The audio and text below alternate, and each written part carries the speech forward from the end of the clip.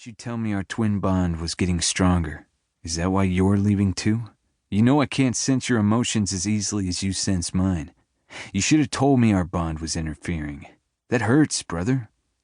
His shoulders tightened imperceptibly, pausing to hear the answer before making the next move up the cliff.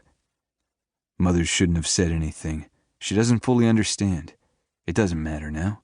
We are who we are, Sev. I wouldn't trade it for anything. Leave it at that." Torrin cut his brother off from saying anything more. He sighed, ran his fingers through his hair and pulled the strands in agitation. He loved his brother. Sevron's pain was his pain. Torrin was much more sensitive to their twin bond. He had always felt everything more deeply than his brother. No one knew why Torrin was the more sensitive of the two. There was very little research, since mirror twin births were extremely rare on Kaldor. Other twins were commonplace. Mirror twins were special, linked in ways no one understood. Even Torrin eventually hid the depth of his growing sensitivity from others, especially his brother. Lied when necessary. He would never tell Sevron that he'd become so sensitive. If he closed his eyes and concentrated really hard, he could feel the brush of his mother's fingers through Sevron's hair at night when they were little. He'd had to toughen up fast so he could keep his emotions from showing on his face. "I don't like secrets between us, Tor. I'll never lie to you," Sevron vowed somberly.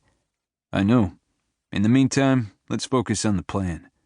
Sevron nodded in full agreement. "I'll stay until you've been gone a year. Cover your tracks. Make sure you use a false name to protect the rest of us. And the DNA scrambler I took great pains to secure for you. That's non-negotiable."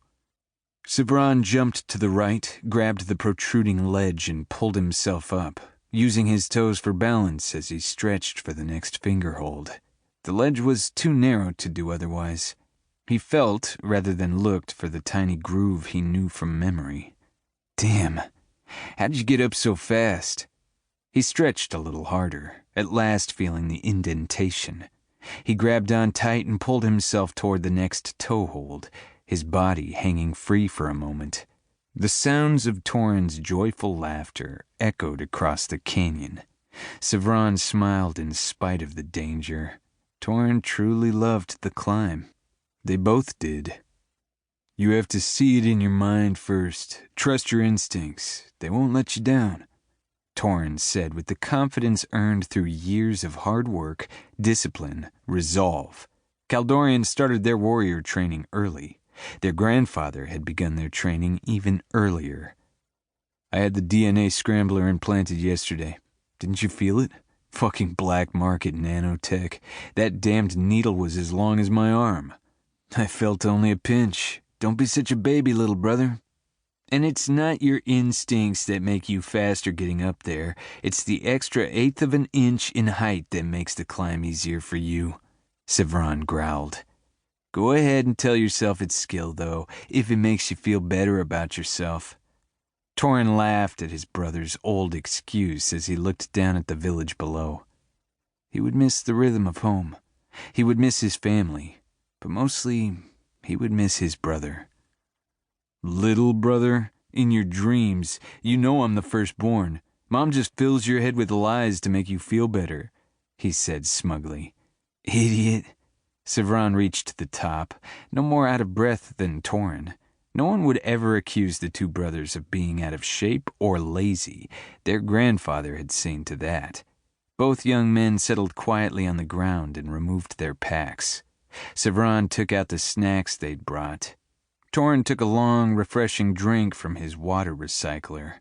They sat companionably until the sun began to set, turning the sky magnificent shades of red and orange.